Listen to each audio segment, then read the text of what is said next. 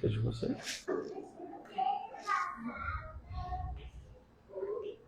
Pessoal, boa noite, sejam bem-vindos. Que a graça e a paz do Senhor seja conosco. Então, acho que já arrumou ali as crianças, né? Se você trouxe a Bíblia, por favor, abra comigo. Eu tenho uma palavra de Deus para nós em Êxodo 21. Você abre em Êxodo 21, mas eu quero te chamar para você fazer uma oração. E essa oração é: Senhor Jesus, eu aceito toda a sua vontade para a minha vida. Porque eu sei que o Senhor é meu Pai, o Senhor me ama e nada do que o Senhor vai fazer, está fazendo, é ruim. Pelo contrário, o Senhor é bom. Vamos orar. Senhor Jesus, nós oramos a Ti porque reconhecemos que a Sua vontade é melhor do que a nossa. E nós não temos medo da Tua vontade, porque o Senhor nos trata como um Pai, o Senhor nos pega no colo. Nós podemos descansar na Sua presença.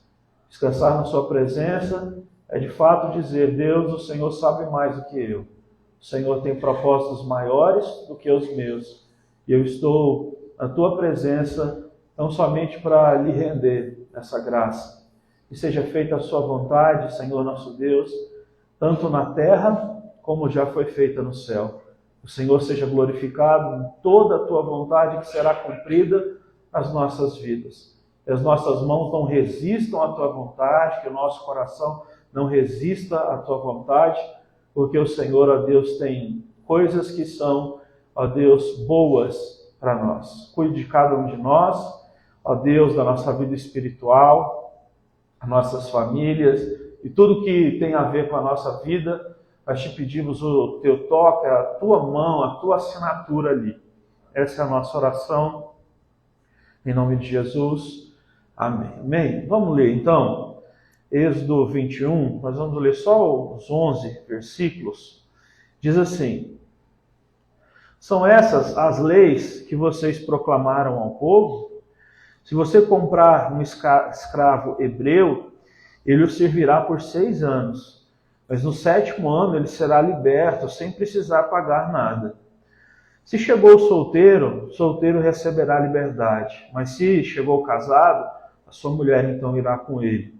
Se o seu senhor lhe tiver dado uma mulher, e esta lhe tiver dado filhos ou filhas, a mulher e os filhos pertencerão ao senhor, somente o homem sai livre.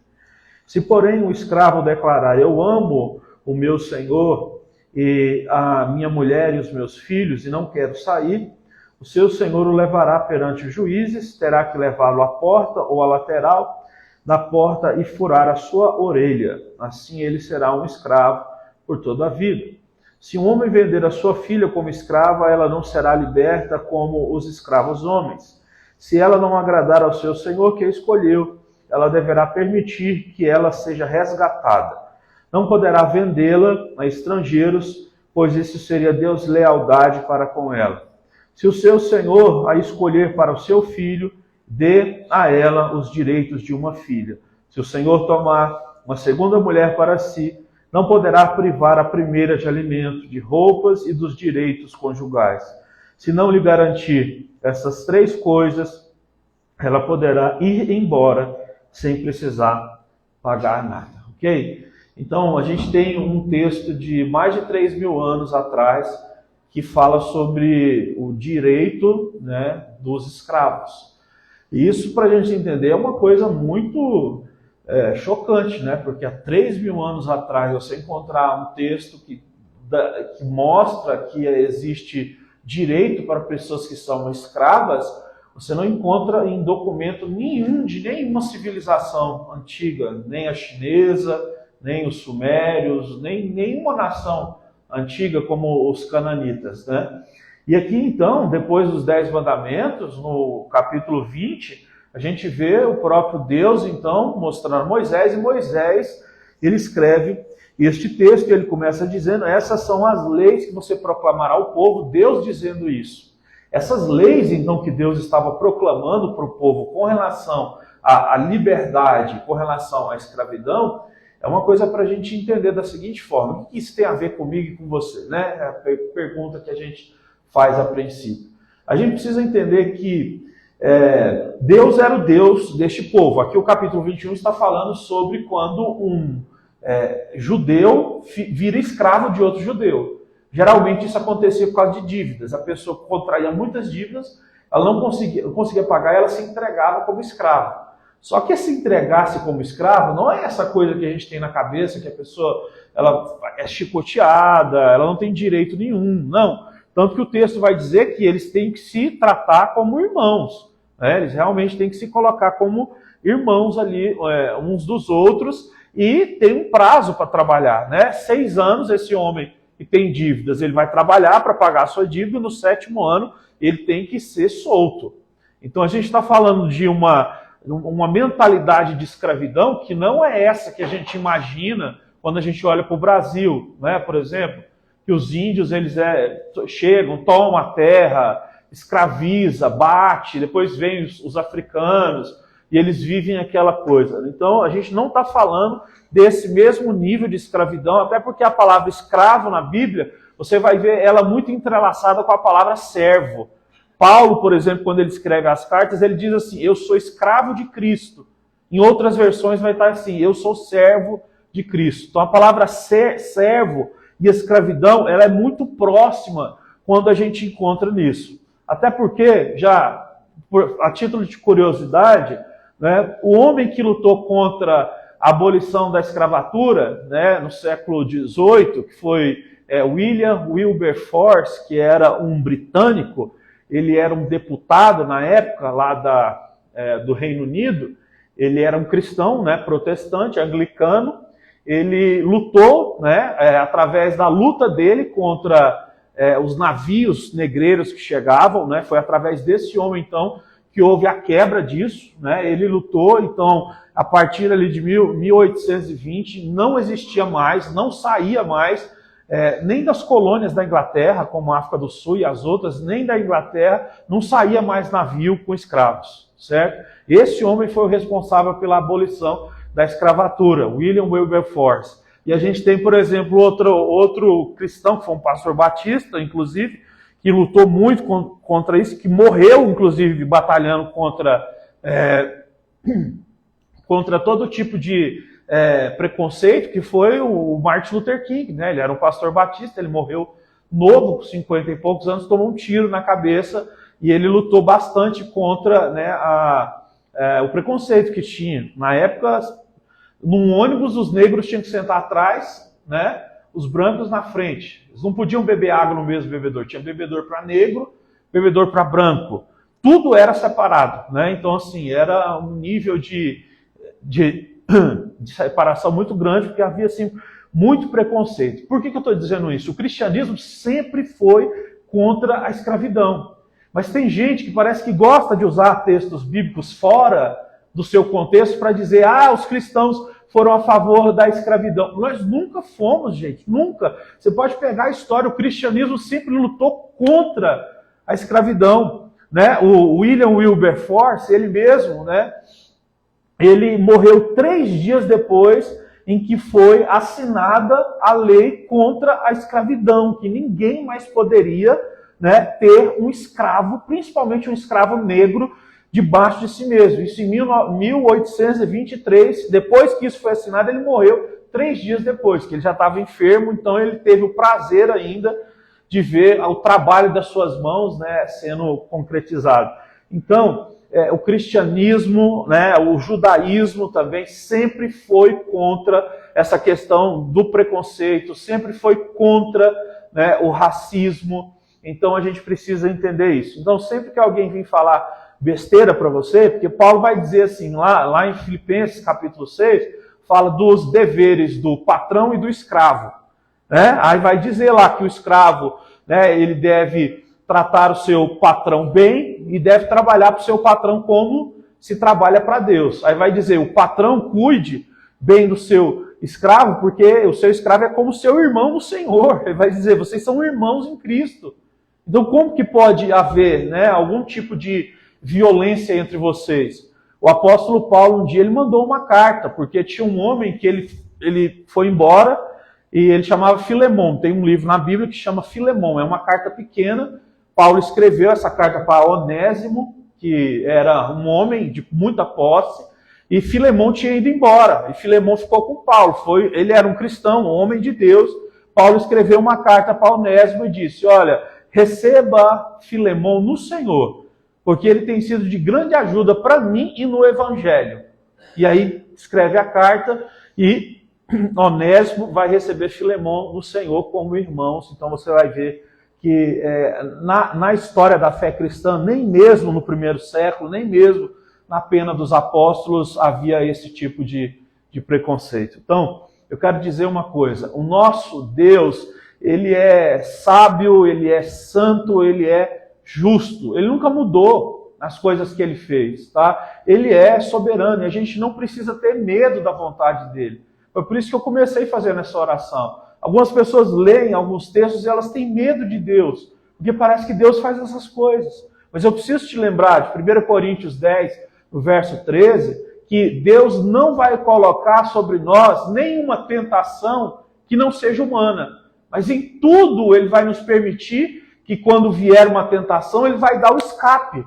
Ele vai trazer sobre nós uma graça, uma força, que é a necessária para que a gente consiga vencer aquela tentação, aquele mal que vier contra nós. Então, o que eu e você temos que crer é: quando vem a dificuldade, a graça de Deus sempre será maior do que essa dificuldade, porque é por essa graça que a gente vai passar pelos desafios. Foi o que o apóstolo Paulo falou. A graça de Deus, ela se tornou mais abundante, né? Ela sobreveio de forma mais abundante, né, nos momentos da minha fraqueza. Então, quando nós estamos fracos, aí é que nós estamos fortes. Esse é o grande ponto. Então, lembre-se sempre, Jesus está olhando por nós, pelas nossas fraquezas, e até quando parece que existe algo injusto acontecendo com a nossa vida, como é o caso aqui dessa aparente escravidão, né?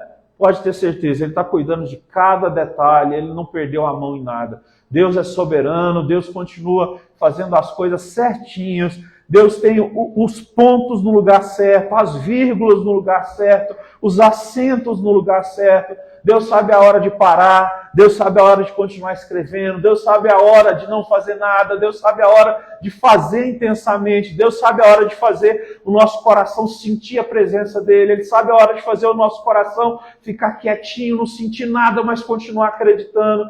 Deus sabe a hora de fazer o nosso coração explodir de fé e sabe a hora também de fazer o nosso coração simplesmente, né, descansar na presença dEle. Deus sabe a hora de tudo, de te dar uma fé que você ora sem parar e te deixar em outros momentos que você não tem nem palavras para orar, mas você deita chorando e Ele colhe as suas lágrimas e sabe o que você e eu estamos passando, porque a Bíblia diz, né, o choro dura uma noite, mas a alegria vem pela manhã. Então Deus sabe de tudo, acredite nisso, né? Até o que parece ruim é bom. Fique com isso. Essa questão da luta contra o racismo, como eu disse, sempre foi uma coisa muito cara ao cristianismo, mas tem uma história que é engraçada, né? Quem gosta de futebol certamente já ouviu ela. O Brasil uma vez foi jogar na África do Sul. E a Globo, no Jornal Nacional, ela entrou ao vivo, né? E um jogador da seleção brasileira, chamado Amaral, que tem o olho meio caído, lembra? Aquele jogador, né, antigo. Aí o Tino Marcos, que era o repórter, perguntou para ele, né? Falou: Amaral, e aí? Ó, o Zagallo falou que você vai ser titular, né? Então, queria saber aí o que você acha também da questão do apartheid aqui na África do Sul. Aí o Amaral falou assim: olha, se for um jogador perigoso, eu vou ficar no encalço dele. Eu vou pegar ele e não vai andar com a bola. Se ele é o camisa desse, se ele é habilidoso, eu vou ficar no encalço dele. Aí saiu do ar, né? O jornalista falou: Amaral, eu tinha que ter te avisado, eu não sabia. Você já entendeu, né? Ele pensou que o apartheid era um jogador perigoso da África do Sul, né? Virou um meme na época, mas isso foi interessante porque através desse meme, um monte de jogadores começaram a estudar coisas nesse sentido para não passar vergonha. E, inclusive, esse tema, na época, foi recorrente e ajudou também as pessoas a pensarem sobre isso. Então, é muito importante que nós façamos parte dessas coisas que são, vamos dizer assim, revolucionárias no bom sentido, né? No bom sentido, porque a maioria das pessoas sem Deus, quando elas vão tratar de um assunto polêmico, elas vão para dois extremos, ou para o extremo da libertinagem ou para o extremo da pressão, né? De não deixar acontecer, sabe? Então isso é uma coisa a se pensar. Deus não chama a gente para puxar demais para um lado, nem puxar demais para o outro. C.S. Lewis já dizia, Satanás é o pai dos extremos, né? Em qualquer extremo que você for, o diabo está ali. Então a gente sempre tem que procurar, né? Não é andar na corda bamba, é pedir para Deus esse equilíbrio.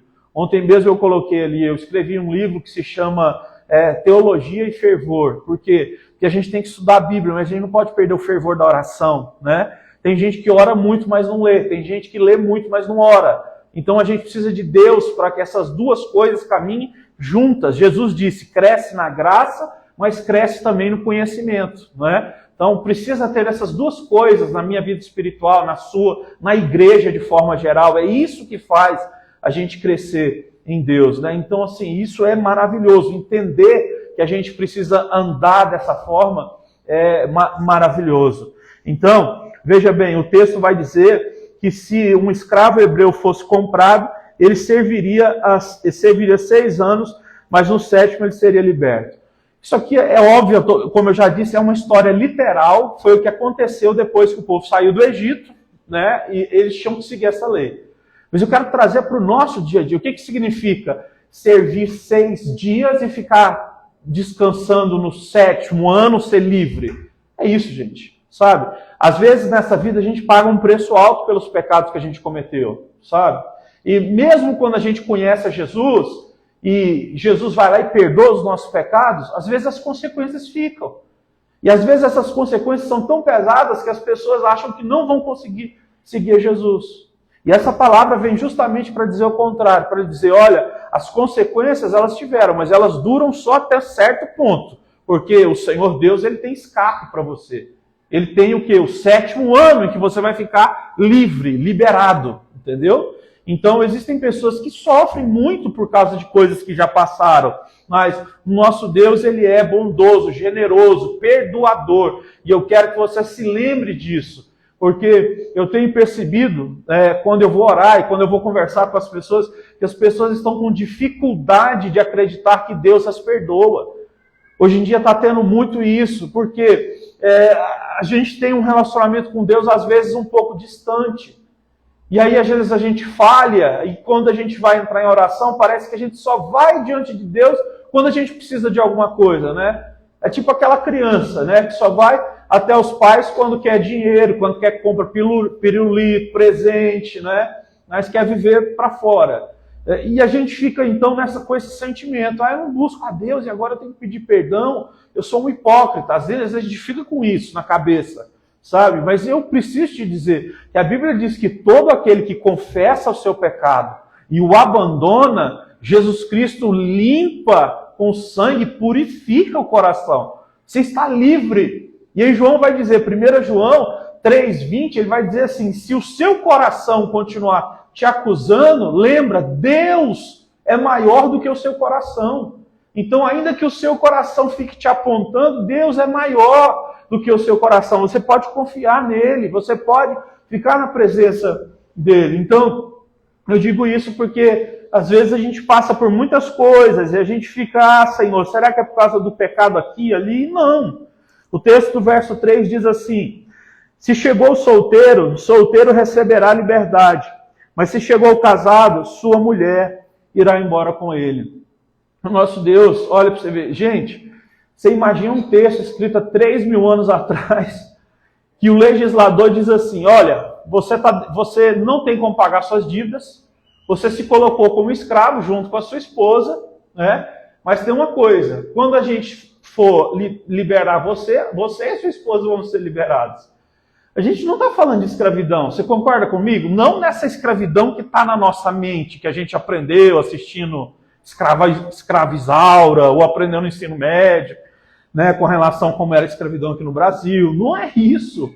né, que está mostrando aqui. Eu só quero te mostrar como era a escravidão na época de Moisés, do Antigo Testamento. Porque às vezes a gente lê a Bíblia com a nossa lente do século XXI, com a nossa mentalidade do século XXI, e não é a mesma coisa, né? A gente precisa olhar para o que está lá. Então, o homem que entrava como escravo para pagar uma dívida junto com a esposa, os dois iam juntos, iam embora juntos. Então, a família, então havia respeito, havia direitos humanos, né? Uma coisa que, até hoje em dia, em muitos lugares aí, que se tem algum tipo de escravidão, seja na África, no interior da Ásia, não se tem isso. Ou até hoje a gente olha para essas coisas, não é? Você olha na Ásia, as mulheres, elas, ainda garota, as pessoas vão lá e cortam o clitóris dela para elas nunca terem prazer sexual.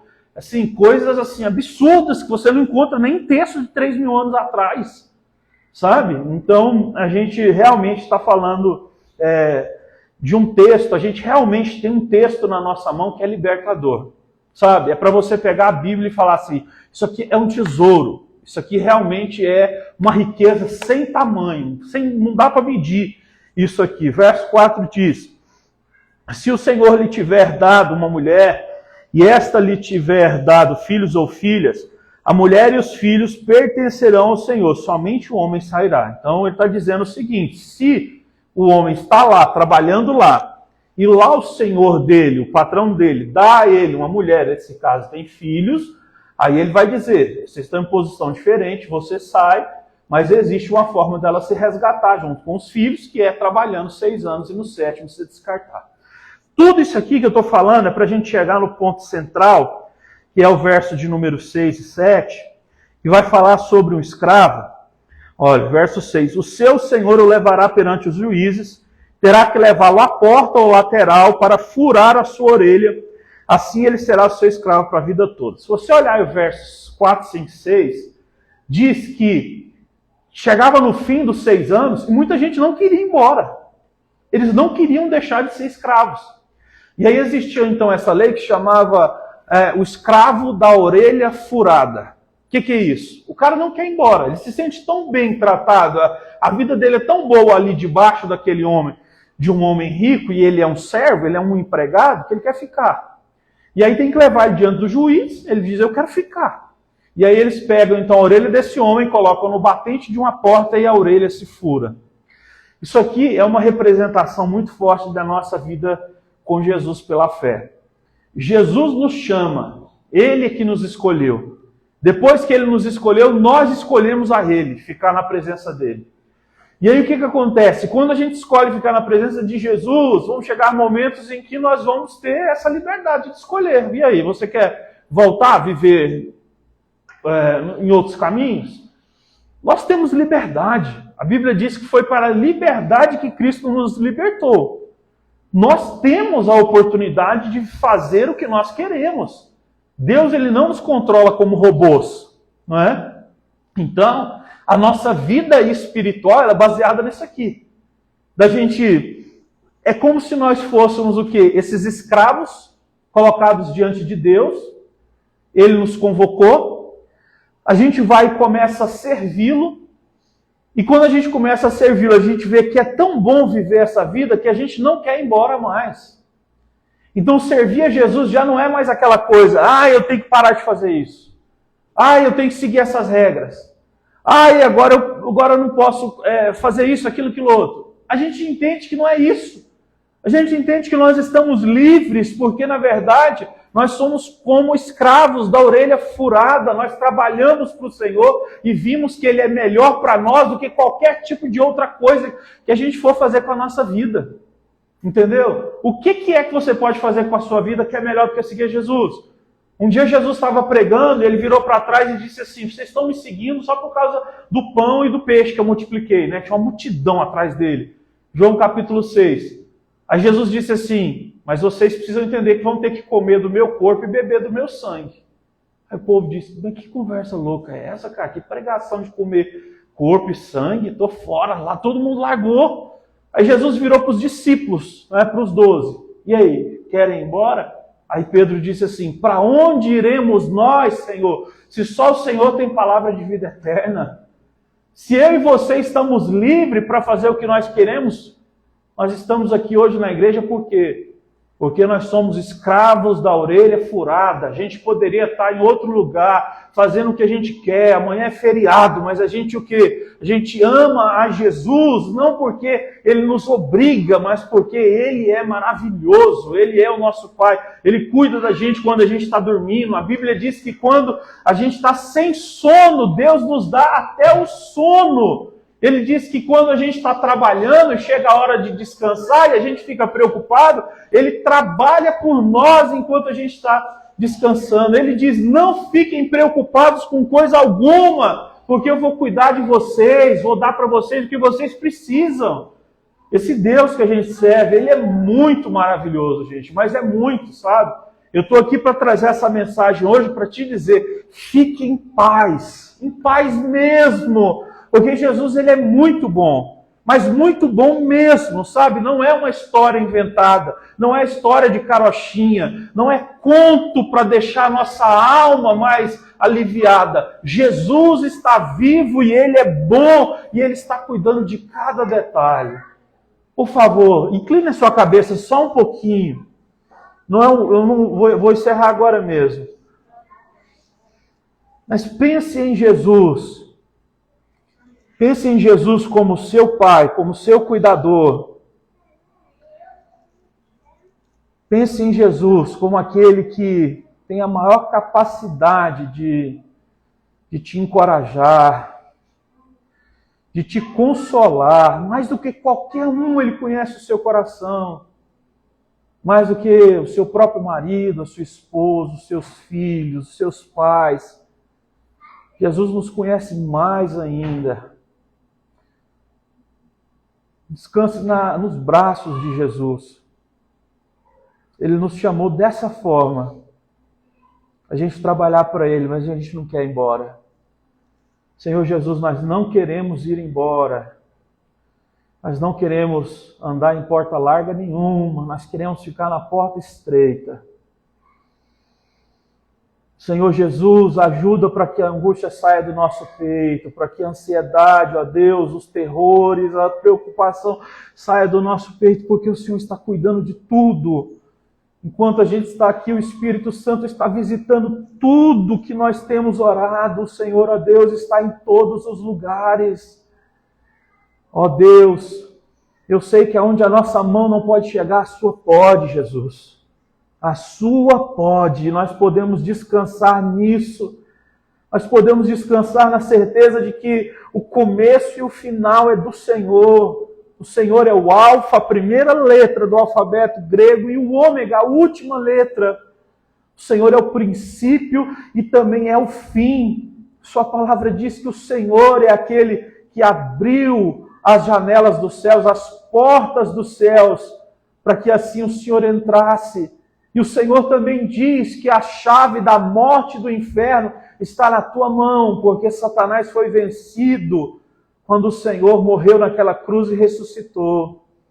Nós te agradecemos porque nós não precisamos ter medo de demônios, de seres humanos, nós não precisamos ter medo de nada, como disse o apóstolo Paulo, nem da morte, nem da vida, nem dos anjos, nem dos demônios, nem da altura, nem da profundidade, nem da espada, nem da fome, nem da nudez, de nada. Porque se nós estamos em Cristo, nós já somos mais do que vencedores. Nós somos seus escravos, da orelha furada, nós não queremos ir embora. Nós não queremos ir embora. Essa marca ali era furar a orelha. Para nós, a marca é o Espírito Santo. Deus marcou o nosso coração com o Espírito Santo, porque Ele disse, eu estou indo para o Pai, mas eu vou enviar o Consolador. E Ele vai estar com vocês até o final e vai lembrar vocês sobre todas as coisas que eu vos ensinei. Todas serão lembradas. Pai, obrigado. Obrigado, Jesus. Obrigado, Senhor Jesus. Obrigado, porque nós podemos descansar em Ti. O Senhor é maravilhoso. Obrigado. Bem, gente, o verso 7 diz que talvez esse seja um ponto muito difícil. Muitas vezes, homens e mulheres, eles tinham que vender os filhos. Por quê? Porque não tinha outra forma de pagar a dívida. Chegavam em dívidas tão altas que tinham que ser vendidos. Lá na história de Elias, você lembra? Que Elias foi para a porta da cidade, tinha uma viúva lá, ela só tinha um pouquinho de farinha, um pouquinho de azeite, e ela disse, né? E o profeta falou, vai lá e faz para mim um bolo. Ela disse, só tem isso aqui, eu vou morrer. O profeta disse, assim diz o Senhor, vai lá e faz o bolo, não vai faltar azeite no negócio, nem farinha na panela. E aí ela foi e fez, com fé, e fez o bolo, e depois Deus multiplicou grandemente ali, porque ela, quando foi fazer esse bolo, ela chorou muito, porque ela falou assim, para Elias, né? Eu só tenho isso aqui para fazer o bolo, depois a gente vai comer e nós vamos morrer, porque eles estão querendo pegar os meus filhos como pagamento, porque o meu marido morreu. E aí ela confiou em Deus, né? Ela confiou em Deus, que enviou o profeta e disse para ela, faz isso, né? Faz primeiro o bolo para mim. Que coisa, né? Assim, parece que Deus, ele para de alguma forma testificar a nossa fé, ele nos coloca em algumas coisas difíceis, né? Igual essa mulher, faz primeiro o bolo para mim. Não é porque o cara era egoísta, Deus tinha colocado isso no coração do profeta, e ele fez aquilo, e Deus foi lá e abençoou ela. Despertou a fé dela através daquilo. E ela não precisou, então, doar o filho para a escravidão. Mas isso às vezes costuma acontecer. Então, o que eu quero dizer? Às vezes nós já estamos cientes de que Deus está cuidando de tudo na nossa vida. Mas às vezes a pergunta e os nossos que a gente ama, os familiares? Será que eles entenderam Jesus? Será que eles amam Jesus? Será que Jesus está cuidando deles? Será que eles estão pedindo perdão pelos pecados? Às vezes a gente entra nesse ponto, sabe? De não conseguir controlar as outras pessoas que estão à nossa volta e que a gente ama muito. É esse caso aqui, não dá para controlar, né? As dívidas eram altas e tinham que entregar. O grande ponto nós podemos confiar que Deus sabe tudo o que Ele está fazendo, e a gente pode confiar na promessa de Deus, que eu sei que alguns estudiosos, eles interpretam de forma diferente, mas eu interpreto dessa forma, baseado nos dois textos, tanto de Josué 24, 15, como de Atos 16, verso 31, que diz o seguinte, primeiro Josué diz, olha, vocês escolham, nós vamos atravessar o Rio Jordão, porque o Rio Jordão estava lá, Deus disse que ia abrir o Rio Jordão. Aí Josué falou para todo mundo, Moisés já tinha morrido, ele era o líder, ele falou para todo mundo, vocês escolhem o que quer fazer, se vocês não quiserem atravessar, o problema é seu. Eu já tomei uma decisão, eu e a minha casa vamos servir o Senhor. E eles foram passar, quem quis andar com eles foi. E em Atos 16, 31, Paulo e Silas estavam presos, eles foram presos pelas autoridades, eles estavam cantando de noite. Gente, se vocês verem, eu vi esses dias a foto, eu não tinha visto, quando eu fui lá em Israel, a gente não entrou, né, para você saber como que era uma prisão ali da época de Jesus, né? Mas se você for ver como são as prisões hoje em dia, nossa, é uma coisa absurda. Eles ficavam presos assim em cadeias, né, subterrâneas, assim, com como é que eu posso dizer, a umidade, assim, não tem como. Assim, realmente as pessoas morriam rápido por causa da saúde, por estarem ali. Paulo e Silas cantando, eles tinham tomado uma quarentena de chibatadas, cheio de feridas abertas, louvando a Deus. A Bíblia diz que as cadeias começaram a tremer e os portões todos caíram no chão e se abriram. E o soldado, ele desembaiou a faca para se matar, porque os prisioneiros estavam fugindo, o império ia pegar o soldado e falar, a culpa é sua, né? E eles iam se suicidar. Paulo foi e parou ele, falou, crê, tu e a tua casa, e aí vocês serão salvos, né? Paulo, então, ele evitou um suicídio, dizendo para aquele homem, é só você crer no Senhor Deus, porque vai ser salvo você e a sua casa. Então, há uma promessa aí, que a gente tem que se apegar a ela, que é a promessa de que nós, a nossa casa, vamos seguir, vamos ser firmes, vamos caminhar com Jesus para sempre. Ainda que hoje você não consiga ver em certas situações, Deus, ele tem uma palavra. Então, eu acredito isso, que quando Deus chamou uma pessoa para realmente servir, o Senhor vai abençoar a família toda, sabe? Deus vai cuidar, Deus vai fazer o que tem que ser feito. Isso é maravilhoso. Então, eu quero encerrar aqui.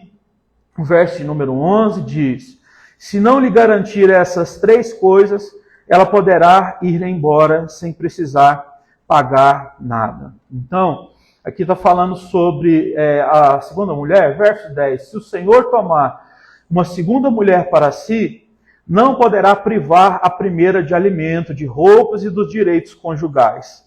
Se não lhe garantir essas três coisas, ela poderá ir embora sem precisar pagar nada. Então, você está vendo? Se o cara, mesmo que ele fosse rico, ele é casado, aí ele quer pegar uma outra mulher para ser esposa dele, e se ele pegar essa mulher para ser esposa dele e não garantir para ela os direitos, né, de uma mulher, que no caso é a proteção, a provisão e tudo mais, esse homem, ele tinha que deixar ela ir embora. É como eu já disse, muitas vezes Deus permitiu no Antigo Testamento um homem ter mais de uma mulher para livrar uma mulher de viver na pobreza ou na escravidão sexual, né, que era imposto ali naqueles países daquela época. Mas Deus nunca quis que um homem tivesse mais de uma mulher. Então, aqui a gente vê esse texto falando sobre isso. Então, que Deus possa nos abençoar, que a gente possa tomar posse, e a palavra final é essa: tome posse das promessas que Deus tem para você, né? Deus tinha promessas até para os escravos, Deus tem promessa para nós, e a gente precisa se apropriar delas. A Bíblia diz que as promessas já estão liberadas nas regiões celestiais, né? Efésios capítulo 1, verso 3. Nós devemos nos apropriar delas. Você pode se colocar de pé, por favor, para nós orarmos?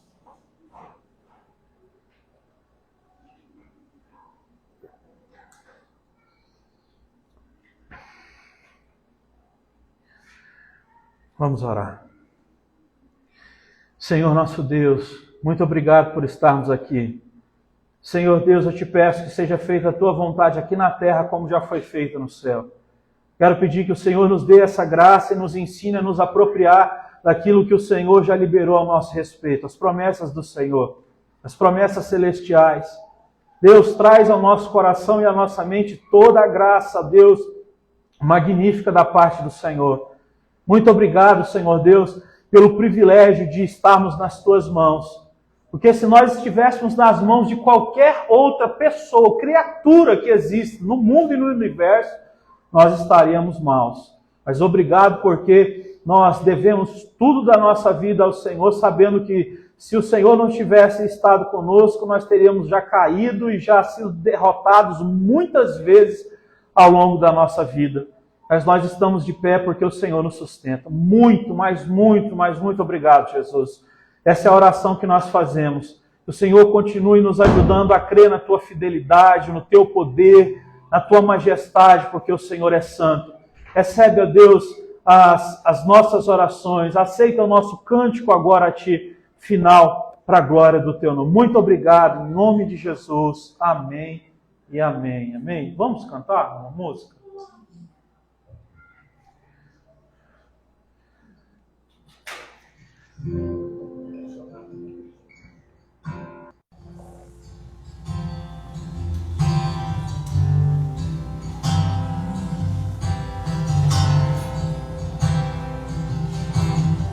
Seguros são os braços daquele que nunca me deixou.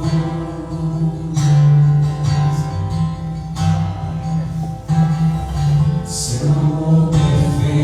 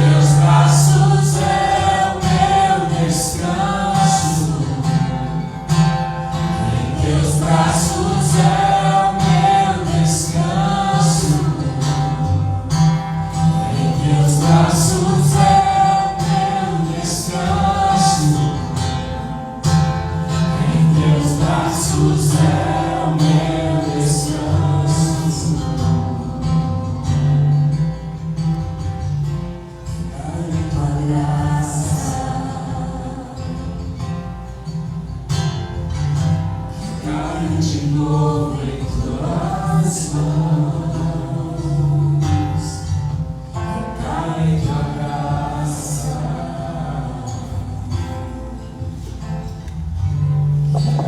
De novo em nós. Amém. Glória a Deus. Amém? Nós vamos passar para as ofertas. E eu gostaria que você abrisse a sua Bíblia comigo em Mateus, no capítulo 6, no versículo 30. Mateus 6, 30. Diz assim: Então, se Deus veste assim a erva do campo, que hoje existe e amanhã é lançada ao fogo, quanto mais a vós outros, homens de pequena fé. Portanto, não vos preocupeis dizendo que iremos comer, que iremos beber, ou ainda com o que nos vestiremos, pois são os pagãos que tratam de obter tudo isso. Mas vosso Pai Celeste sabe que necessitais de todas essas coisas. Buscai assim, em primeiro lugar, o reino de Deus e a sua justiça, e todas essas coisas vos serão acrescentadas. Portanto, não vos preocupeis com o dia de amanhã, pois o amanhã trará suas próprias preocupações. É suficiente o mal que cada dia traz a si mesmo. Amém? Muitas pessoas, no seu dia a dia, ao seu levantar, já acordam ansiosas, preocupadas demais com tantas coisas, principalmente materiais. Mas aqui na palavra ela começa dizendo assim, homens de pequena fé. Muitas vezes nós somos homens e mulheres de pequena fé, que não crê no sustento divino do Pai, que não crê que Ele sustenta todos os dias cada um de nós. E hoje eu quero te encorajar dizendo que muitas vezes nós temos lançado as nossas orações, nós temos trabalhado tanto e temos nos esquecido do principal, que é confiar na provisão divina, que é confiar no Deus que dá o sustento todas as manhãs, o Deus que todos os dias nos abençoa, o Deus que envia cliente, o Deus que abre as portas, o Deus que faz o seu salário aumentar, o Deus que faz todas as coisas. E hoje eu quero te encorajar você a não ser homens e mulheres de pequena fé, mas acreditar nesse Deus que é o sustento verdadeiro de todos os dias. E se você pode, como aqui está dizendo, vamos começar pelo reino de Deus, ajudando, contribuindo, porque quando nós fazemos isso, o Senhor, Ele provê, o Senhor faz, o Senhor vê o nosso esforço. Então, se você pode contribuir, o William ele vai distribuir os envelopes e nós vamos orar. E que hoje essa oração seja uma oração diferente. Que hoje você possa falar, Senhor, eu não quero ser mais um homem ou uma mulher de pequena fé, mas eu quero acordar todos os dias e crer no sustento do Senhor. Crer que é o Senhor que provê todas as coisas. Crer que é o Senhor que abre as portas, que é o Senhor que desenrola o que está tudo embaraçado.